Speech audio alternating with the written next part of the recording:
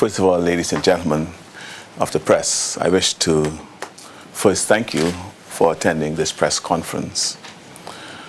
More than 1 week ago, the Minister of Education, someone who was entrusted with a duty to protect and promote the interests of our young people, announced the suspension of the government's student loan program. While I have gone on record to declare my strong disagreement with the position taken by the government to suspend this program, I invited the government to rethink its priorities and to give our young scholars the assistance and support they deserve. To this day, that has not happened. While the government turns a blind eye and deaf ear to the crushing blow this suspension has delivered to hundreds of students and families in our country, I have been overwhelmed with phone calls, emails, and visits from parents and students who have been severely and adversely affected as a result. I want to be clear about something. These are students that come from PLP and F&M homes. Their pain and frustration are real, and their anguish and voices must be heard in the interest of the development of our country.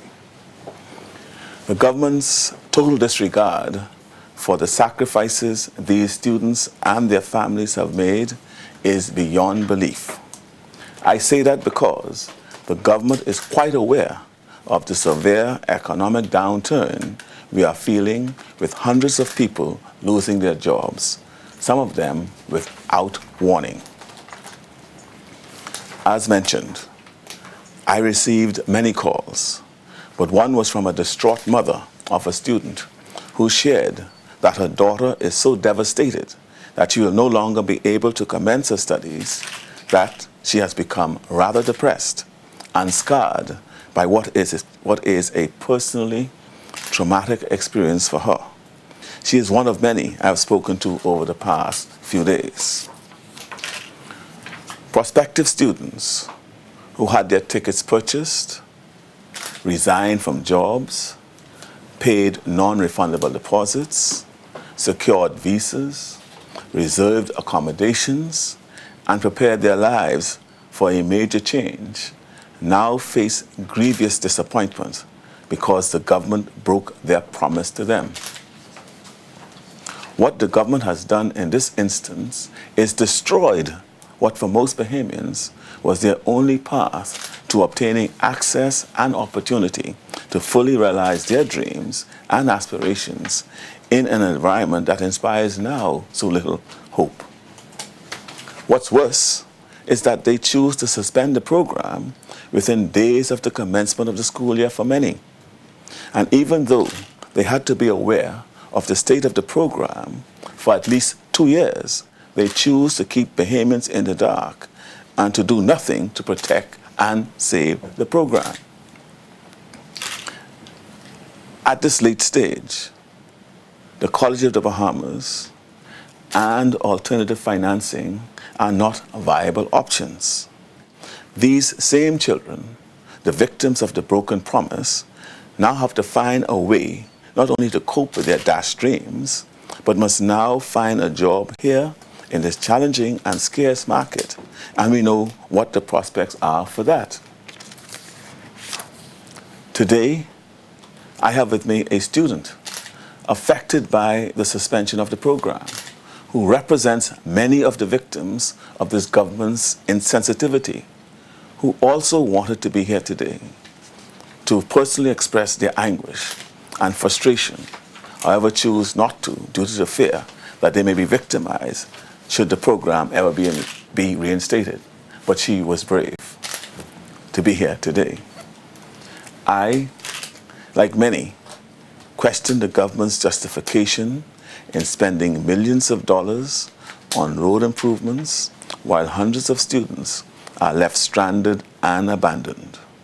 What is the point of revitalizing Bay Street and the downtown area and creating new opportunities if we are not developing the brain power to take advantage of it? I understand that the government has spent at least $10 million to aid in the hosting of Miss Universe. How can we truly benefit from the promotion and exposure of our islands when in the same breath we cannot find a dollar to support and educate our people? When will we realize that our potential as a country is limited to the quality of our human resources? Or does this government have no regard for average Bahamian families who are looking to education as a way to progress socially and economically? Since the government has yet to indicate that they have reviewed and re-examined their position on the suspension of the education loan guarantee, I wish to offer some immediate solutions to ensure that these students are still afforded the opportunity to commence their studies as early as this week. Firstly, I implore the Prime Minister, with a stroke of his pen, to demonstrate his confidence in our young people by increasing the amount of the government guarantee loan. The Education Guarantee Fund Act places no ceiling on the amount that the government is permitted to guarantee.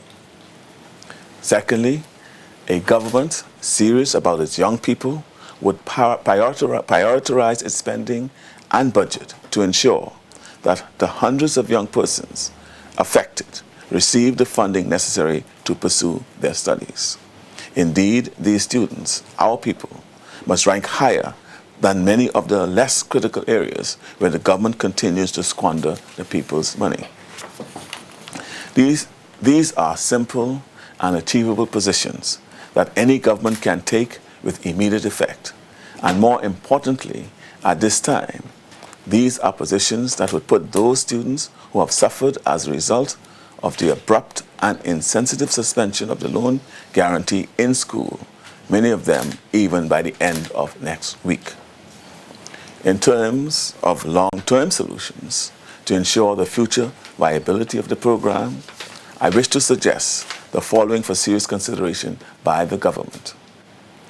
Firstly, without delay, the government ought to publish the names of persons who have failed to repay their loans and to bring civil proceedings where necessary, regardless of whom the recipient is, his or her political affiliation or family relations.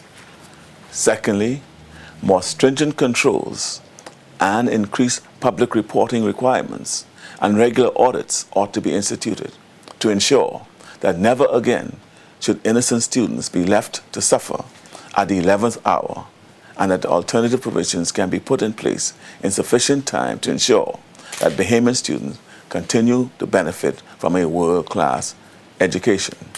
In this way, the innocent will not suffer for the guilty.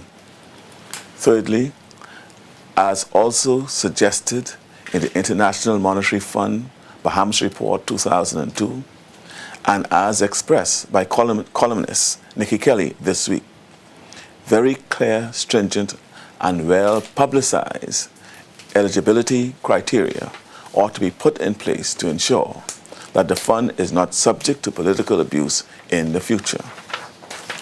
I implore the Prime Minister to do the right thing. Many around his cabinet table have benefited from the opportunity to pursue their academic dreams. He now must extend the same to the many students who also have dreams of achieving higher learning and making a name for themselves in their contribution to this nation. I thank you.